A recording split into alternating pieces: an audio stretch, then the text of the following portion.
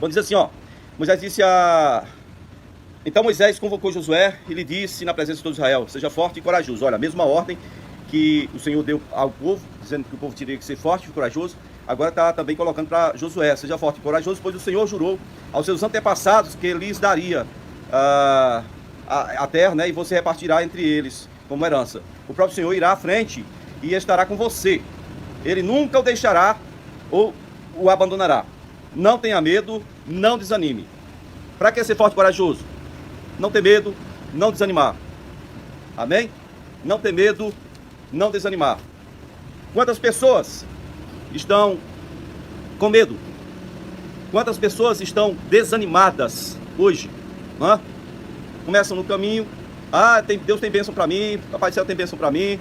Do meio para o fim. Não quero mais não. O que foi? Não. Sei. Desanimou. Jesus falou: tende bom ânimo. Eu venci. Ok? Amém? Tende bom ânimo. Vamos para as palavras.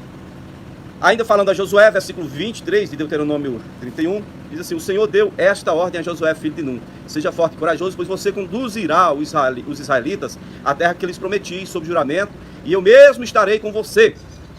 Agora vamos lá, as últimas palavras de Moisés para os sacerdotes. No versículo 9, né? Deuteronômio 31, verso 9 ao 13, diz assim, ó: Moisés escreveu esta lei e a deu aos sacerdotes, os levitas, que transportavam a arca do Senhor, e a todos os líderes de Israel. Olha, últimas recomendações de Moisés para os sacerdotes.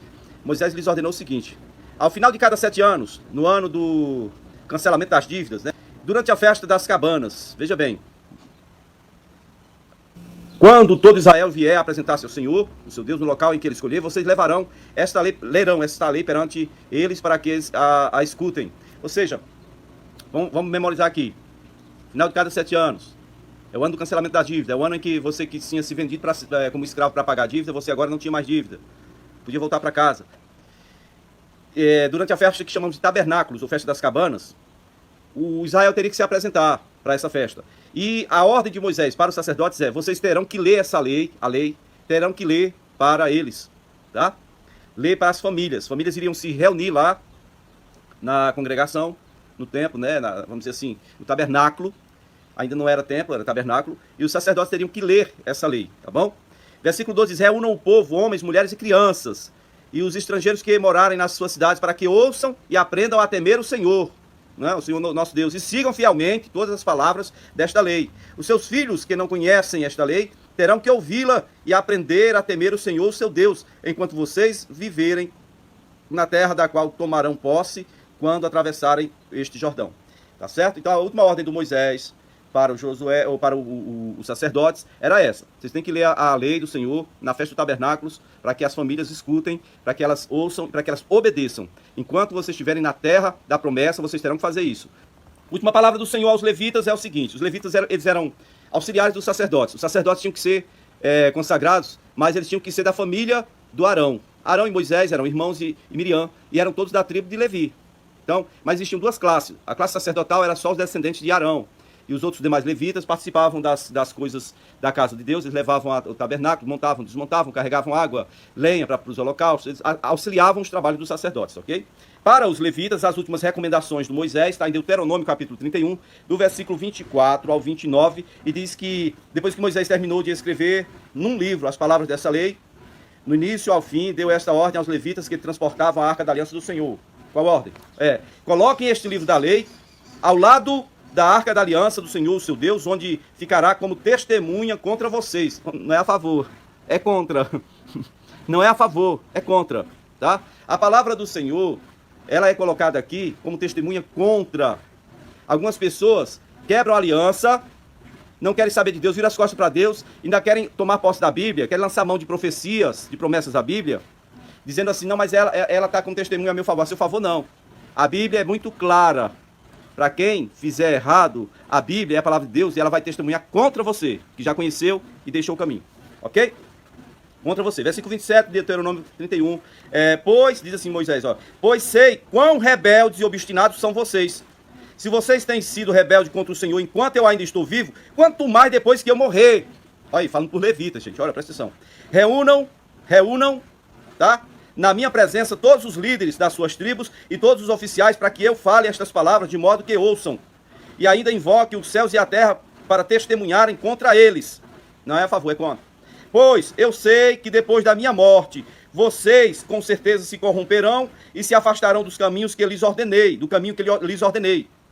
Nos dias futuros, a desgraça cairá sobre vocês, porque vocês farão o que o Senhor reprova e o provocarão a ira por aquilo que as mãos de vocês terão feito. Ou seja, eles irão começar a mexer com ídolos. Moisés está aqui censurando Israel, dizendo, olha, se eu ainda estou vivo, vocês são rebeldes, imagine quando eu morrer.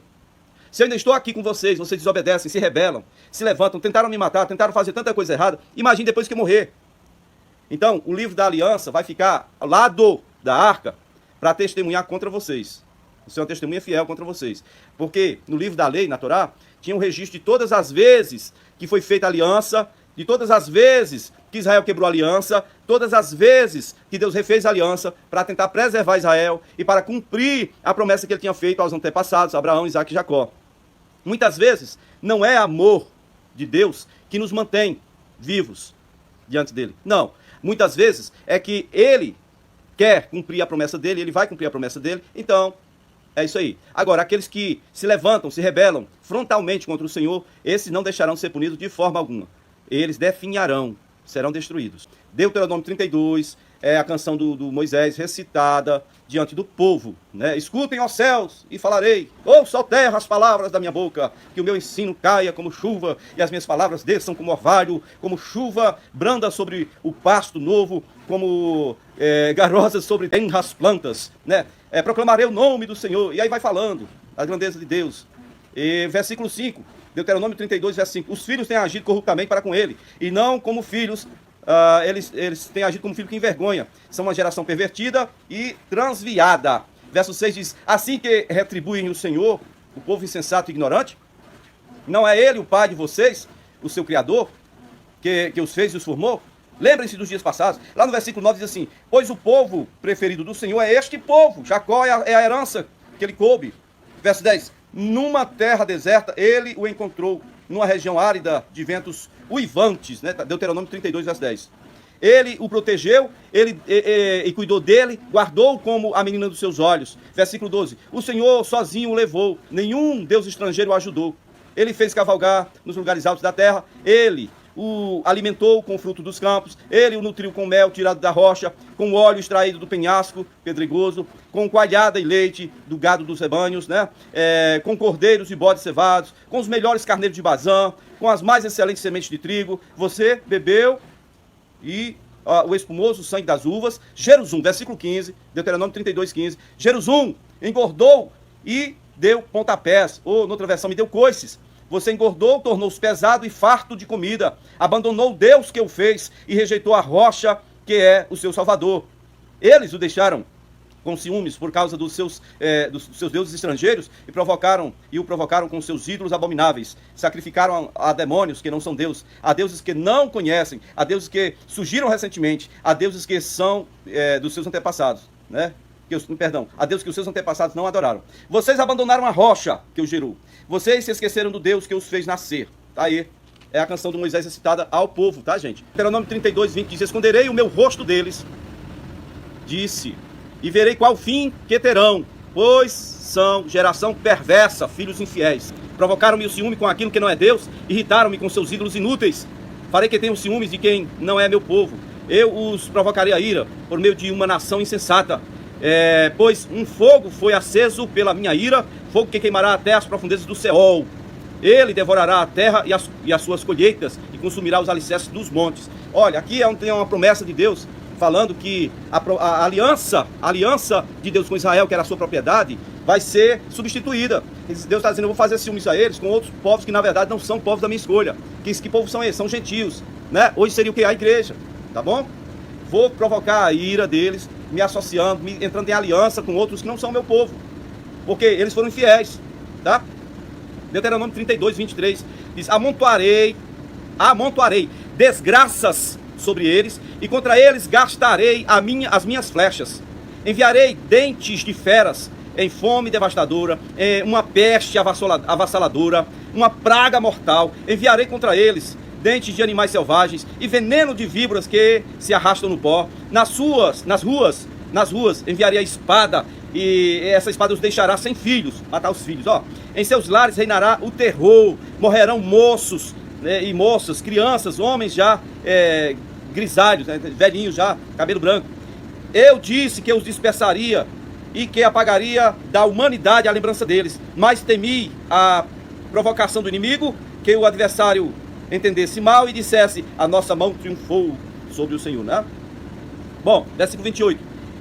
Deus continua falando, no versículo 28, é a canção de Moisés antes dele morrer. Olha, é uma nação sem juízo e sem discernimento.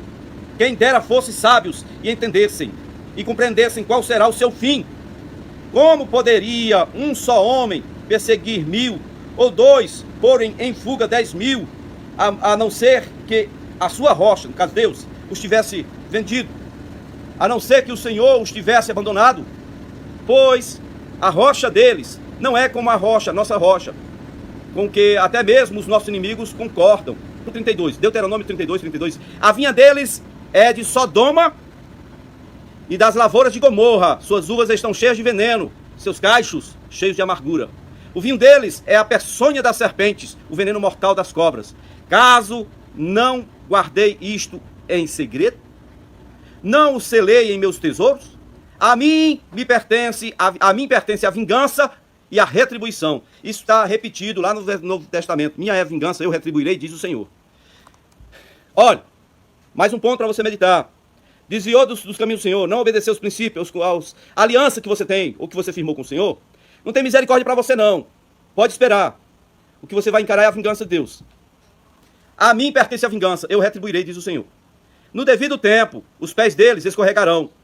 O dia da sua desgraça está chegando e o seu propósito, o seu próprio destino se apressa sobre eles. O Senhor julgará seu povo e terá compaixão dos seus servos, quando vir que a força deles se esvaziou e que ninguém sobrou, nem escravo, nem livre. Verso 37. Então ele dirá: agora, onde estão os seus deuses? A rocha em quem vocês se refugiavam e tanto confiavam? Os deuses que comeram a gordura dos seus sacrifícios e beberam o seu vinho, das suas ofertas derramadas, onde estão eles? Que eles mesmos se levantem para ajudar vocês. Que eles, esses demônios a quem vocês serviram, lhe ofereçam abrigo. Me deixaram? Aí, versículo 39. Vejam agora que eu sou o único, eu mesmo. Não há Deus além de mim. Eu faço morrer e faço viver. Feri e curei. E ninguém é capaz de livrar-se das minhas mãos ou da minha mão. Ergo a mão para os céus e declaro: juro pelo meu nome que, quando eu afiar a minha espada refulgente, e a minha mão empunhá-la para julgar, eu me vingarei dos meus adversários e retribuirei àqueles que me odeiam.